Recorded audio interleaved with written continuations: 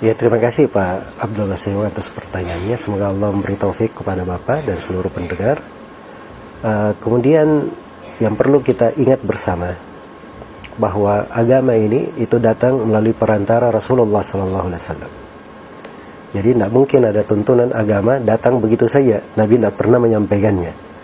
Jadi harus melalui petunjuk dan tuntunan Nabi. Karena itu Nabi menegaskan dalam hadits riwayat Muslim dari Aisyah, beliau menyatakan, "Man amila amalan laisa alaihi amruna fahuwa raddun." Siapa yang beramal dengan sebuah amalan tidak dibangun di atas tuntunan kami, maka amalan tersebut adalah amalan yang tertolak, tidak diterima. Nah, ini ketentuan di dalam syariat bahwa segala amalan itu harus dibangun di atas tuntunan Nabi Shallallahu Alaihi Wasallam. Jadi saya sudah sebutkan tadi secara global bahwa ada memang sebagian yang mengamalkan amalan-amalan atau ritual-ritual sebagian dari bentuk ibadah di pertengahan Sya'ban yang mereka anggap itu baik, tapi dasar beramalnya dibangun di atas hadits-hadits yang lemah. Nah, hanya saja Bapak Abdullah, kalau memang ingin sholat malam, maka mulai dari awal bulan Sya'ban ini kita hidupkan sholat ibadah sehingga kita masuk Ramadan sudah terbiasa dengan sholat malam.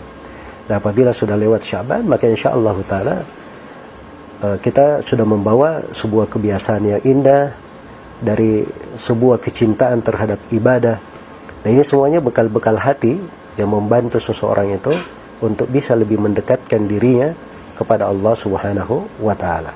Karena badan ini bisa bergerak apabila ada kekuatan hati yang mendorongnya.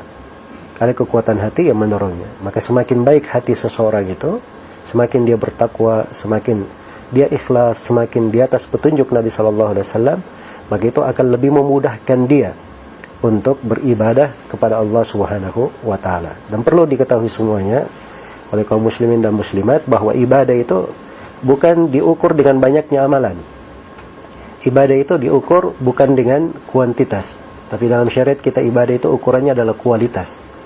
Karena itu dikatakan dalam Al-Quran, liyabluwakum ayyukum ahsanu amala. Untuk menguji kalian, siapa di antara kalian yang paling baik amalannya. Tidak dikatakan yang paling banyak amalannya, tapi yang dikatakan yang paling baik. Karena itu ditanyakan kepada Al-Fudail bin Iyad, apa makna yang paling baik amalannya? Kata beliau, akhlasuhu wa aswabuh. Yang paling ikhlasnya dan paling benarnya.